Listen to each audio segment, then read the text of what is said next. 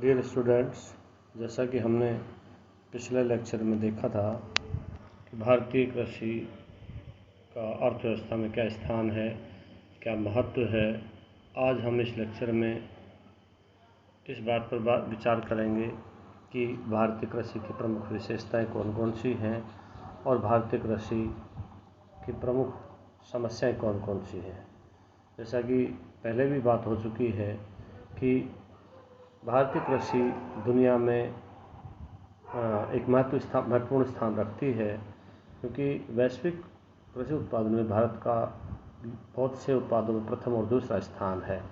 तो सबसे पहले हम इस पर बात करते हैं कि भारतीय कृषि वैश्विक परिप्रेक्ष्य में किस स्थान पर आती है, क्या स्थिति है। स्लाइड में आप देख रहे होंगे कि दुनिया में दूध, काजू, नारियल, चाय, अदरक, हल्दी, काली मिर्च के उत्पादन में हम दुनिया के नंबर 1 कंट्री हैं। उसके बाद पशुपालन की दृष्टि से भी देखें, जो कि कृषि और उससे संबद्ध क्षेत्र के अंतर्गत आता है, जो कि एक बहुत बड़ा क्षेत्र है। हमारे यहाँ दुनिया के सबसे अधिक पशु यानी 281 मिलियन पशु हमारे यहाँ पाए जाते हैं, जिसका कृषि अर्थव्यवस्था में बहुत बड़ा योगदान है। इसके बाद तीसरी बात आती है कि गेहूँ, चावल, चीनी, अखरोट और दालों के उत्पादन में हम दुनिया के दूसरे सबसे बड़े उत्पादक हैं, और वहीं तंबाकू के उत्पादन में हम तीसरे बड़े उत्पादक देश के रूप में जाने जाते हैं।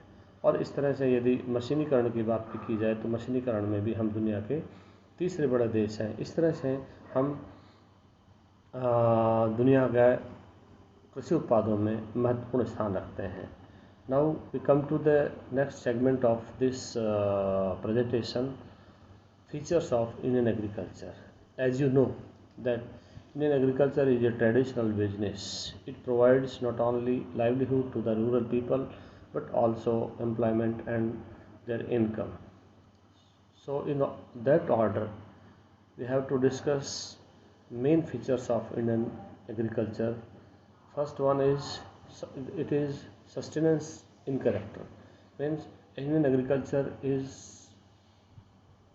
a tool of livelihood in rural India. Most of the population, or say in exact figures that more than 50% of the population is still depend on agriculture for their livelihood, for employment and income. Second thing, that Indian agriculture has heavy pressure of population. As you know that we have abundant in population. We have 135 crores of population in India, and most of the rural population is deriving their livelihood from agriculture.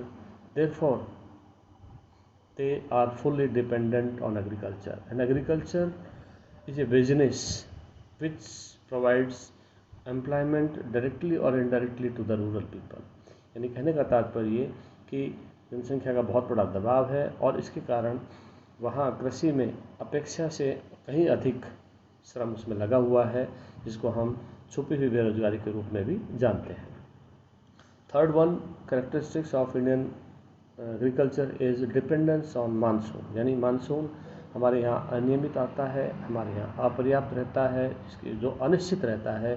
फलस्वरूप खेती है वो agriculture monsoon पर निर्भर है, और आंकड़ों के हिसाब से बात करें तो लगभग 40% खेती को ही सिंचित क्षेत्र के अंतर्गत ले आ पाए हैं। यानी 70 सालों के बाद भी हम लगभग कुल फसली क्षेत्र के 40% हिस्से को ही सिंचित कर पाए हैं, जबकि अभी भी 60% हिस्सा है वो गैर सिंचित क्षेत्र के अंतर्गत आता है, यानी वो वर्षा पर निर्भर है। Next feature of Indian agriculture is predominance of food grains. As you know that our agriculture is traditional. Most of our farmers used to plow their fields, their plots of agriculture for traditional foods. They do not produce commercial crops. So predominance of food grains यानी खाद्य पदार्थों या खाद्यान्नों की ही बहुलता है, और मोटे तौर पे ये कहा जाए कि लगभग 75% उत्पादन खाद्यान्नों का ही होता है, केवल 25% कमर्शियल फसलें ही उगाई जाती हैं। इसके बाद हम नेक्स्ट बात करें कि हमारे यहाँ खेती का आकार बहुत ही छोटा हो चला है, यानी भूमि सुधारों के अभाव में आज भी खेती पिछड़ी हुई है। जोतों का आकार छोटा हो चला है, जोतें विखंडित है, और ऐसी स्थिति में छोटे छोटे प्लॉट्स पर किसानों के लिए निवेश करना किसी भी दृष्टि से उचित नहीं है, और जिसके चलते कृषि उत्पादन प्रभावित होता है। इसके बाद में नेक्स्ट जो विशेषता है वो है कि प्रिमिटिव टेक्नोलॉजी, यानी आज भी हम खेतों में परंपरागत तकनीक अपना करके उत्पादन कर रहे हैं। हम अभी भी उनमें मैकेनाइजेशन यानी मैकेनाइज्ड एग्रीकल्चर नहीं कर रहे हैं बिकॉज ऑफ अनइकोनॉमिक ऑफ फार्मिंग। क्योंकि किसान छोटे आकार के खेतों पर किसी भी दृष्टि से मशीनें या उच्च क्षमता के बीज या पेस्टिसाइड्स का उपयोग नहीं करते, क्योंकि उनको लागत मूल्य भी नहीं मिल पाता है, और छोटे खेत उनके लिए एक तरह से अनार्थिक घाटे का बिजनेस बन गए हैं। इसलिए किसानों के लिए अभी भी ये एक बहुत बड़ी चुनौती है कि वो इनका उपयोग करें। इसके बाद में नेक्स्ट है कि हमारे यहाँ जो per hectare means we are getting very low production. If we compare our country to the other developed nation, we find that still we are getting very low production in comparison to those countries. और उदाहरण के लिए हम बात कर सकते हैं कि भारत में जहाँ 1 हेक्टेयर में 27 क्विंटल गेहूं का उत्पादन होता है, वहीं फ्रांस में 71 क्विंटल से अधिक, और जबकि ब्रिटेन में 80 क्विंटल से अधिक प्रति हेक्टेयर उत्पादन होता है। तो इससे अनुमान लगाया जा सकता है कि आज भी हमारे यहाँ कृषि उत्पादन है वो कितना कम है। इस तरह से ये भारतीय कृषि की प्रमुख विशेषताएं हैं।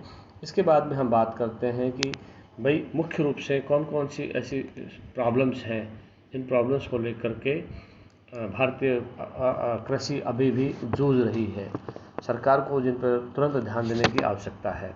जिसमें पहली है जो भारतीय कृषि के समक्ष समस्या है वो है अभी भी प्रॉपर लैंड रिफॉर्म्स हम नहीं कर पाए हैं, और इन लैंड रिफॉर्म्स के अभाव में आज भी हमारी खेती है बहुत पिछड़ी हुई अवस्था में है। खेतों का आकार छोटा हो गया है। लगभग 82% किसान या तो छोटे हैं या सीमांत किस्म के हैं। इन जोतों का आकार इतना छोटा हो गया है कि उन पर वो किसी भी तरह से इन्वेस्टमेंट करने की स्थिति में नहीं है। इसके बाद में दूसरी जो प्रमुख समस्या है वो किसानों के लिए क्रेडिट फैसिलिटी की है, यानी किसानों को आज भी संस्थागत ऋण उपलब्ध नहीं है। किसान अपनी छोटी छोटी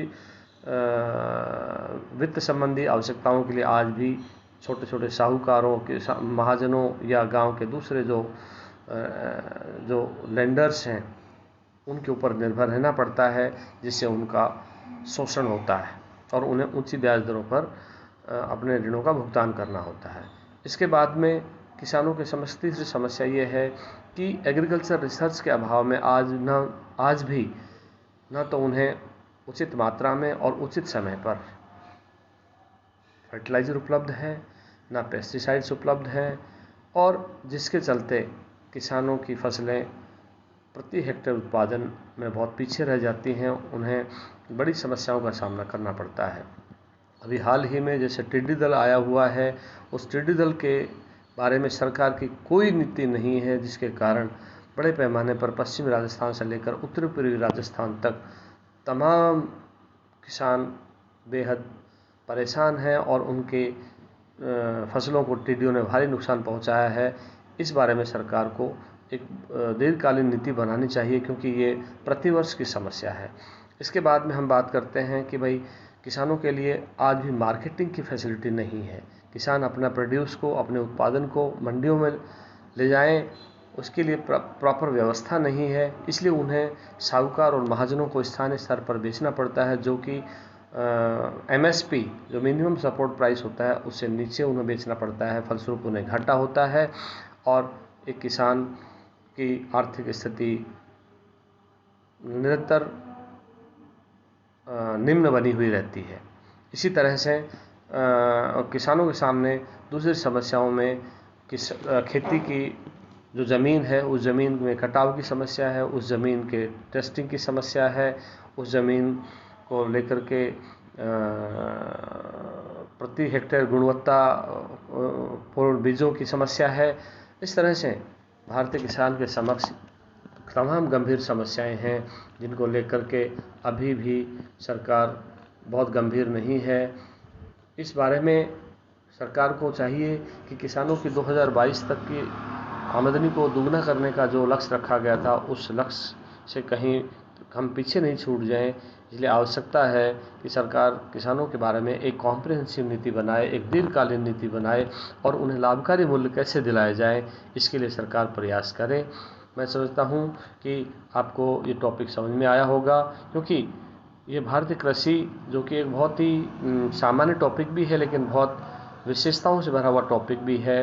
इसलिए आप इसको दूसरे माध्यमों से भी समझने का प्रयास करें। यदि कोई आपकी क्वेरी हो तो आप इस माध्यम से भी आप पूछ सकते हैं। बहुत बहुत धन्यवाद आज के लिए। नेक्स्ट